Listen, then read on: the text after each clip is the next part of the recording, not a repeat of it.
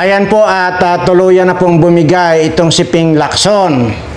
At nakita nyo naman po yung mga pronouncement niya dyan sa kanilang Senate hearing na kung saan ay ipinagtanggol niya itong si BBM. Ay, naka... Yeah!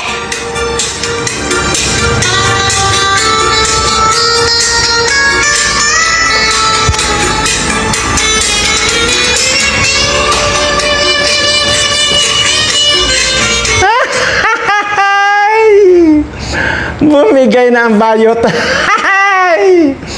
Alam niyo po ba, natatawa lang po ako dahil unang-una ay itong si Ping Lacson ay naging chief PNP yan. Pero kung po yan sa totoo lang po, yan po naging chief PNP yan.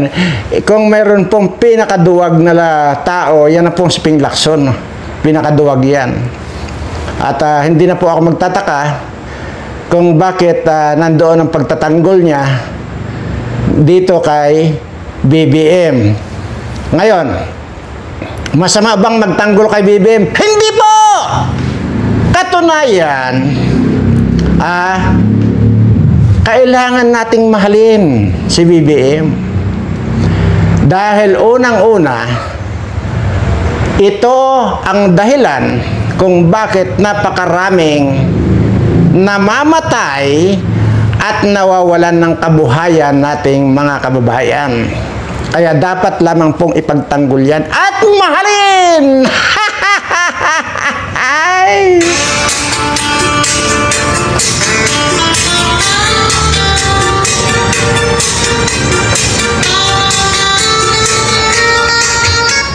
Kasi po, sa totoo lang,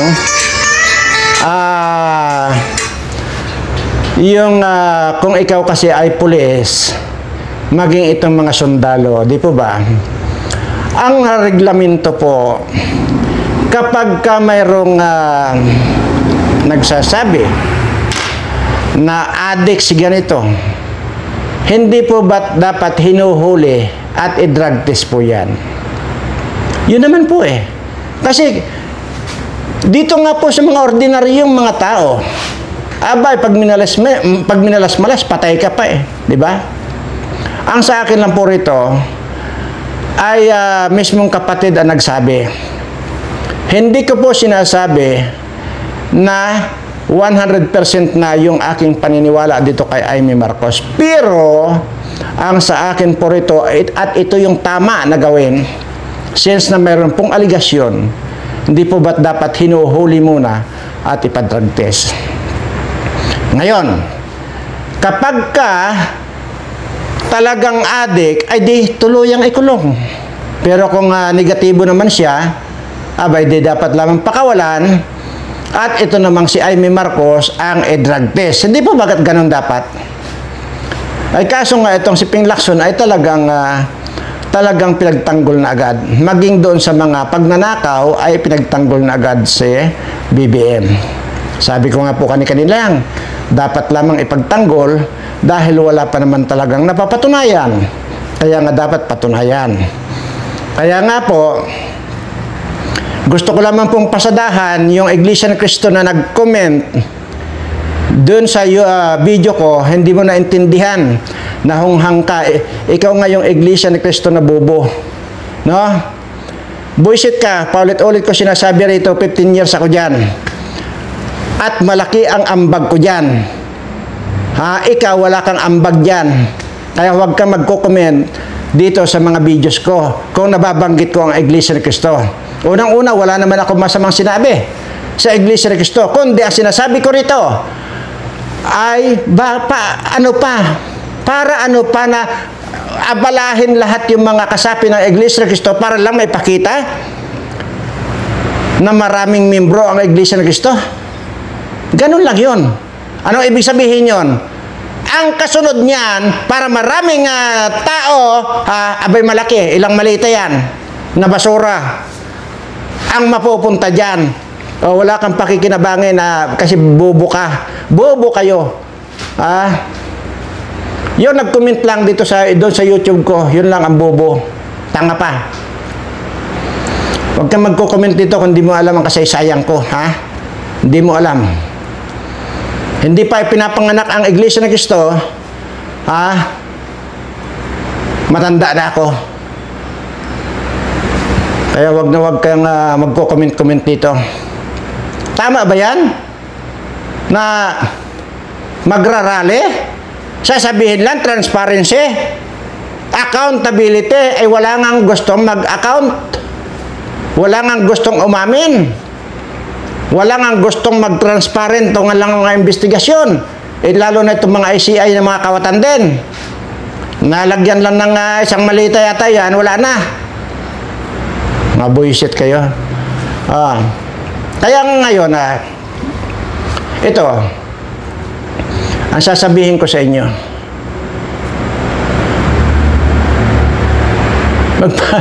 magpapakita lang kayo ng number niyo para sasabihin nyo lang na kinukundina na namin ang talamak na corruption. So, ngayon, may napala kayo. Wale. Nagkalat lang kayo dyan, ang dami nyo pang pinirwish yung mga tao dyan na mga motorista kasi nakasagabal kayo dyan. Yan ang totoo dyan. Kaya sa susunod na pupunta pa kayo dyan, na magsisinupot-supot lang kayo, sabuyan ko na kayo dyan ang kwan para mga tinay yung mga bilat ninyo, mga kwan ninyo, mga bayag ninyo dyan. Buisit kayo. Gagawin ko yan sa susunod. Sasabuyan ko na kayo yan. Kung ano yung pangsaboy ko dyan, bahala na kayo sa buhay nyo. Buisit kayo. Ngayon, ako ang mag-oorganisa ng rally. At ganito, imbitado ko na ito si KPL, ha? Si KPL, alam niyo yan, idol niyo si KPL eh. Yan ang makakasama ko sa pag-oorganisa ko ng rally. Si Bisdak, si BMR, yan ang tama na yan. Pero kung kayo, pero winawarningan ko kayo, huwag na huwag kayong pupunta sa rally ko kung maglalagay lang kayo ng placard na Marcos resign. Huwag na huwag niyong gagawin yan. Bagkos, pwede ang placard kung ang nakalagay sa placard ay presidente naming ang gwapo-gwapo yan. Ang tali-talino yan. First lady namin, napakaganda yan. Hindi butod yan. Ganun. Kaya, kasi ganun ang ginawa ng Iglesia ni Cristo. Hindi raw sila pwede doon sa resign, Marcos, dahil ang gusto lang daw nila transparent and accountability na kung saan yan nga ang mastermind ng kawatan. Ayan pa pala, yung pagka pumunta kayo sa i-organize kong rally, ang ilagay nyo sa placard ninyo, itong si BBM, hindi kawatan yan. Ganon. Ang gwapo-gwapo niyan. Kalukuhan. Nasasabihin nila na adik yan, hindi adik. Si First Lady, aba, wala yan. Hindi alam ang lasa or epekto ng Coca-Cola. Napaka-disinting tao yan to si First Lady. Super. Kung mas maganda si Princess Diana, mas maganda itong ating First Lady.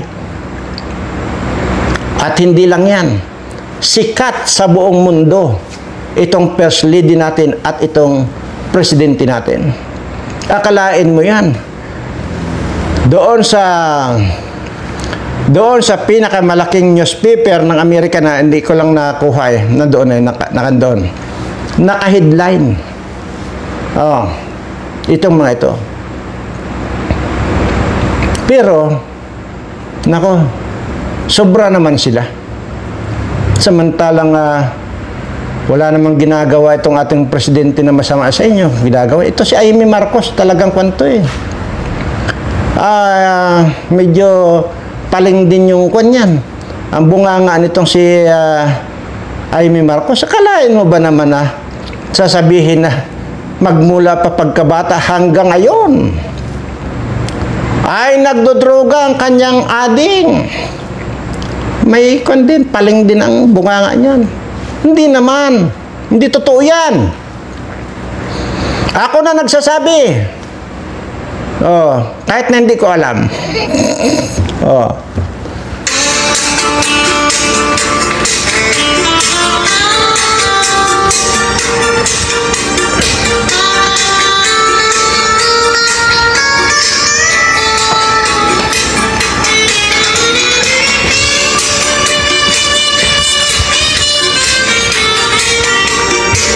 Ayan, at hindi po, huwag kayong magpapaniwala. Dahil yun ang gagawin kong rally, talagang puro papuri. Hindi kawatan yan. Si BBM, hindi kawatan yan. Hindi rin ngiwi yan. Tapos sasabihin ni Amy na nakikita niya na iba na raw ang itsura ni BBM. Anong itsura? Yung pagiging ngiwi niya ay hindi nga ngiwi yan. Ang ngiwi dyan, yung Congressman Sindan niya. Sindanan, ba yan? Yun ang ngiwi. Si BBM, hindi ngiwi yan. Si Sandro, hindi naman kanya, humihigop yan. Naliligo lang. Lalo na ito si First Lady. Di ba't napabalita yan dati na inilublob pa nga niya yung kanyang mukha doon sa isang drum. Hindi man natin alam kung sinasabi nila siya buraw yun. Pero hindi naman. Basta, kahit anong sabihin ninyo, mahal na mahal ko ang ating presidente. Kahit anong sabihin nyo, ang tingin ko kay President Marcos, hindi ngiwi yan, hindi rin adik yan. Bangag lang, yun lang.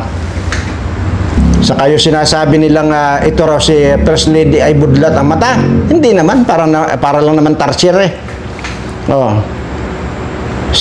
Sino ba nagsabi na wala raw sa ayos yung katawan ni First Lady? Ang siksik nga yan. Butod nga lang. Di ba? Tapos kung ano-anong mga panira ninyo ang gagawin dyan, wala. Maniwala, dadaan kayo sa akin. Gaya sinasabi ni Gadon. Abay, habang nagsasalita si Gadon, yung gatroso na kanyang ilong naduduble. Kaya pagka iyong tiningnan si Gadon, puro ilong ang makikita mo. Hindi mo na makita ang mukha. Puro ilong. Mahal na mahal din niya yan si BBM. Ay papaano? Bawat pagtatanggol dyan ay may kaakibat na hindi na po sobre. Malita na. Ito rin si Claire Castro. Bilib na bilib din ako dito kay Claire Castro. Sasabihin niya na naninira lang daw itong si Amy Marcos. Hoy Claire Castro, wala ka sa membro ng pamilya. Kaya wala kang karapatan na magsasabi na walang katotohanan yung sinasabi ni Amy Marcos. Kasi kapamilya nila yan eh. Alam na alam niya yan. Ikaw, wala ka. Baka ultimong anino nga ng bahay nila sa Ilocos, di mo alam eh. Kaya huwag ka ng huwag ka ng tara ng tara. Tara-tatatak ka. Baka tahiin ko yung bibig mo na manipis. Kasi madaling ninyo, manipis ang bibig mo. Kapag ka manipis daw ang bibig, yan daw yung mga manghuhula. Ayan.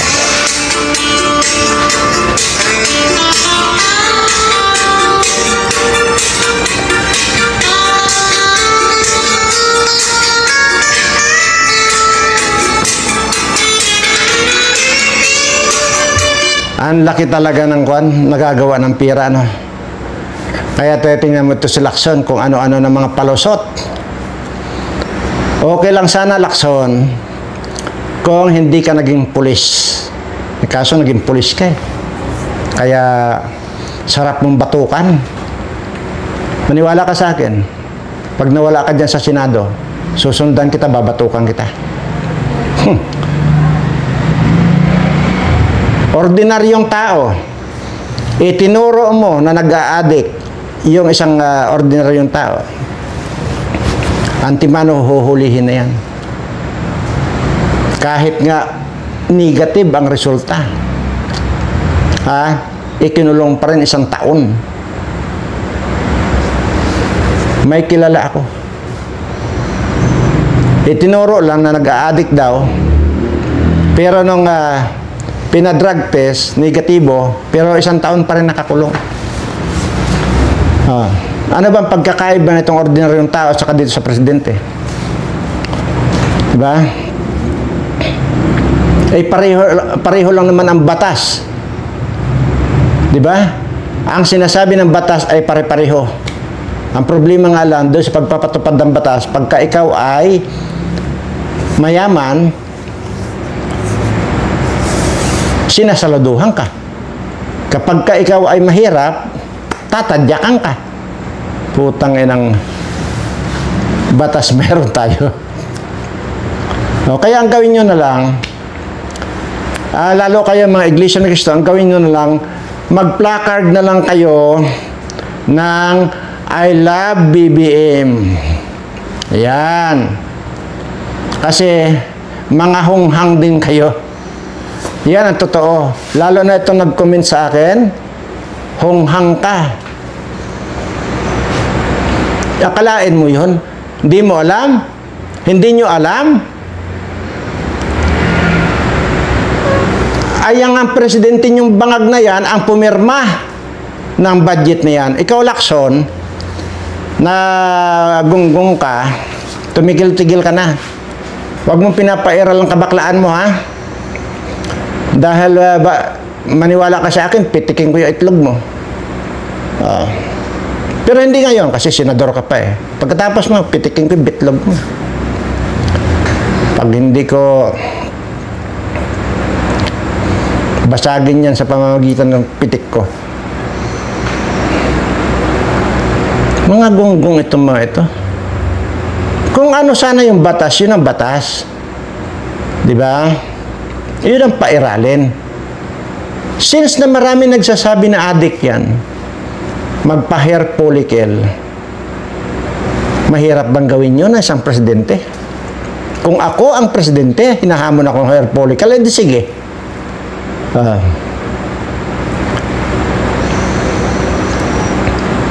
Pagkatapos na negatibo ako, kagaya kahit kapatid ko, ipapakulong ko. Kagaya nun, sige, huwag na tayong lumayo. Si Amy ang nagsasabing addict, itong kapatid niya. Naghahamon pa ng hair follicle. Kung ako ang kapatid ni Amy, magpapa-hair follicle ako. Pero, ang may kasunduan na kapag ka-negatibo ako, siya ang ikulong. Ganun lang yun kasimple.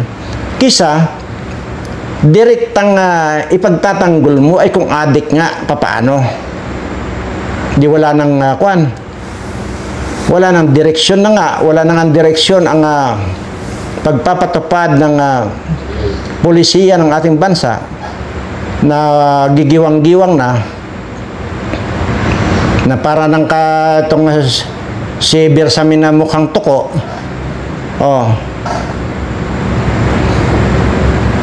Mamamatay na rin yan si Bersamin. Kala nyo? Tingnan nyo. Ilang araw lang, mababalitaan nyo, patay na yan. Mga gago. Ikaw, Lacson, umayos-ayos ka, ha? Umayos-ayos ka. Umayos ka kung hindi, kung ayaw mong mapitik ko yung bitlog mo.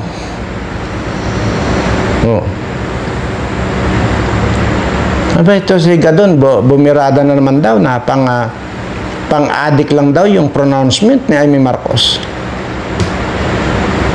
Ay, ikaw rin yata di ba? Tingnan mo. Sa totoo lang mga kaibigan, wala pong gustong makipagkaibigan dito kay Gadon. Yung mga adik na mga kuan, walang gusto. Alam niyo po ba kung bakit? Kasi sa isang session yan, nandyan yan. Tangina, nakalatag pa lang dyan yung hihigupin ng mga yan. Pag ginanyan yan, sa laki ng ilong yan. Kotsa. Ubos lahat. Wala nang para doon sa mga iba. Kasi konting ganyan lang yan, ubos nang nasinghot lahat yan. Sa laki ng butas ng ilong yan. Eh parang nga puno ng balite.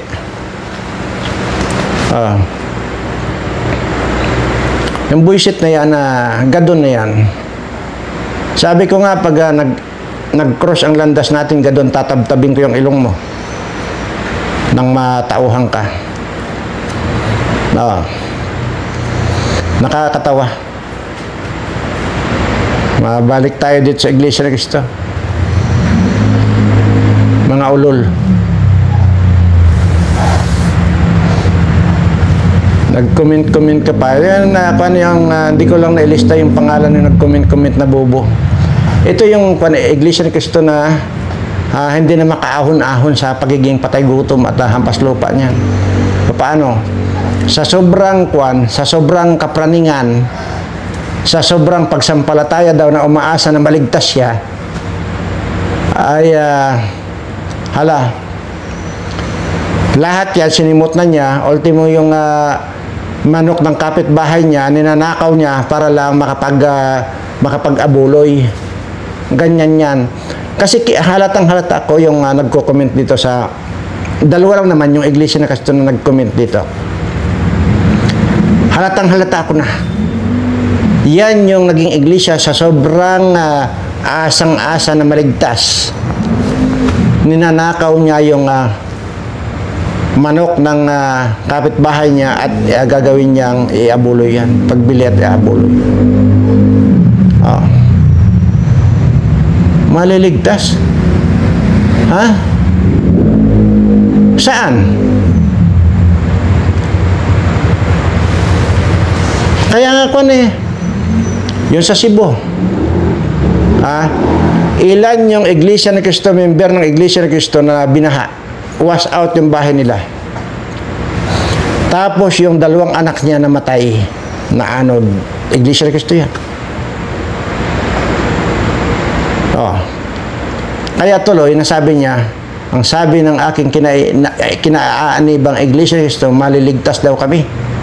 O bakit hindi naligtas yung anak ko? Ito nag-comment lang na ito, masyadong kanto.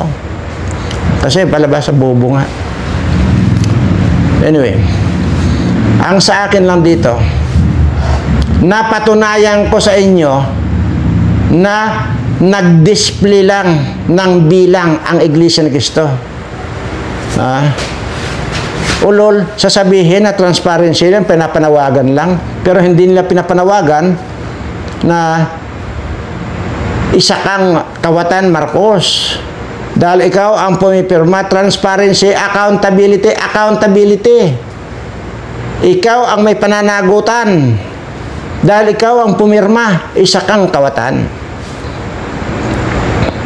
Ngayon, pag-usapan natin dito.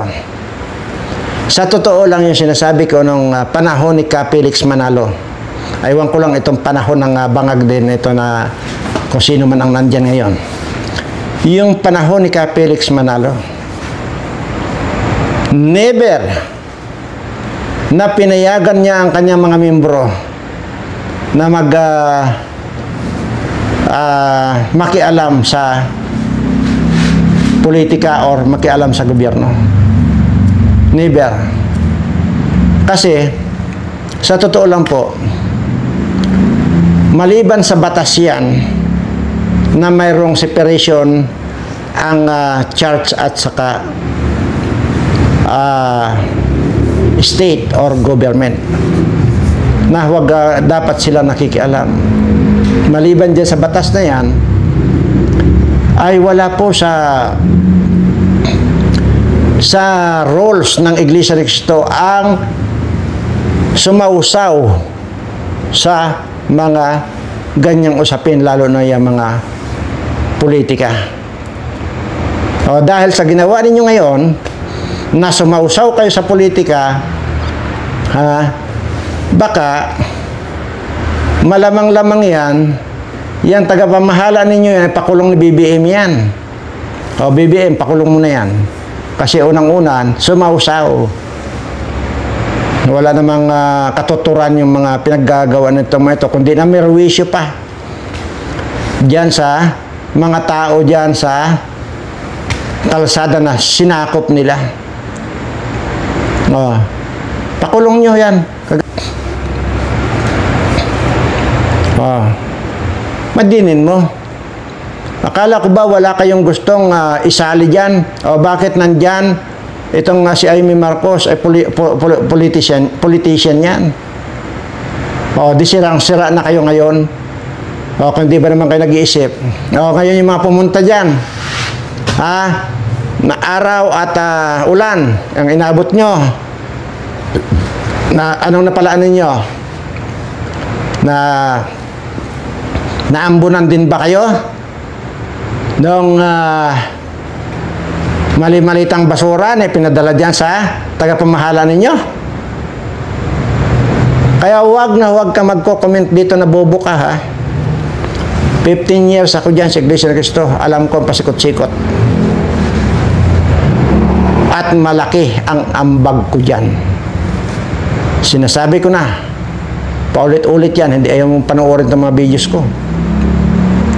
Kaya ikaw, hirap na hirap ka na nga sa kabuhayan mo, ito ang itaga mo sa bunbunan mo.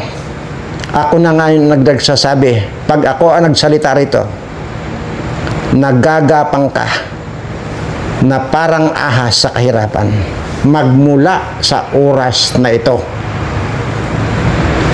Yan ang itaga mo sa bunbunan mo. So, tingnan natin kung sino mas makapangyarihan, yung salita ko o yung pinapaniwalaan mo. Yun. Taga mo yan sa bunbunan mo, ha? Kung ikaw ay patay gutom ngayon, mas patay gutom ka, lalo na. At hindi lang yan. Mararamdaman mo na yung kinumint mo sa YouTube ko, yung kinumint mo sa video ko. Dahil pakiramdaman mo sarili mo, sunod-sunod na yung sumpa na mararamdaman mo. Pakiramdaman mo rin kung sino ang higit na may kapangyarihan, kung yung pinapaniwalaan mo o itong kaharap mo na 177 years old na. Bira ng bira. Wala akong sinabing masama sa Iglesia ni Cristo. Tapos magko-comment ka ng gano'n sa akin, ulol ka.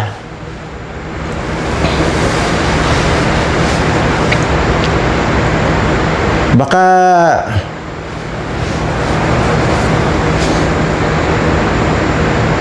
gunggong talaga to. Oh, ngayon alam nyo na ako ay organize ng rally na pangungunahan ko. Pero kayong mga iimbitahin ko, si KPL, si BMR, si BISDAC, wag kayong magdadala ng placard na Marcos resign. Kundi ang dalhin nyo, Marcos Pugi. Ayan.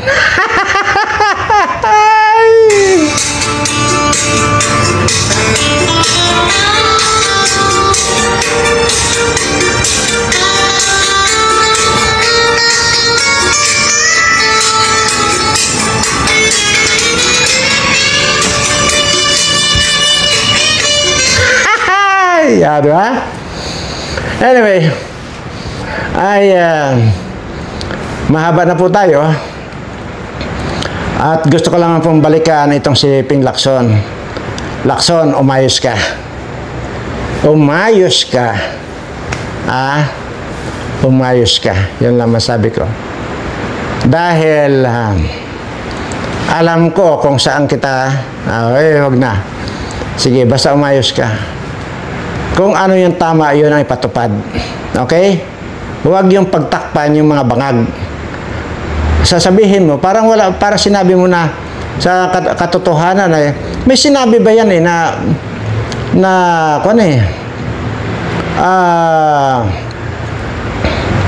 talagang may puso itong si BBM na may kabaitan, may mabait na puso. Sa totoo lang mga kaibigan, kahit na ito, duwag itong Lacson na ito, noong panahon ng kanyang pulis, nag-uutos lang naman yan na kagaya nung pinapatay nila si Dacer Corbito. Yung Dacer na yun, yung mamamahayag, yung Corbito, yun ang driver noong mamamahayag na yun. Ulol ka, hindi pa dismiss totally ang kaso muna sa archive. Nabakla ka. Criminal ka.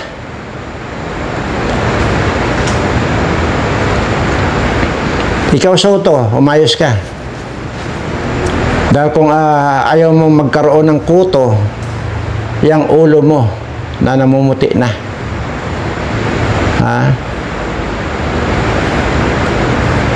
Tigilan mo na yung mga babae mo para hindi ka na nagnanakaw.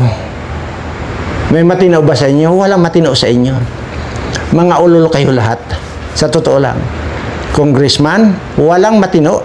Puro kayo dyan magnanakaw. Ganon din dito sa Senado. Mga magnanakaw kayong lahat.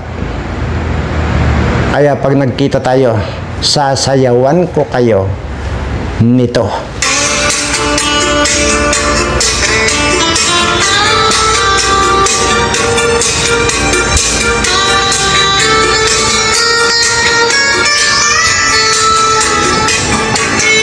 Yan.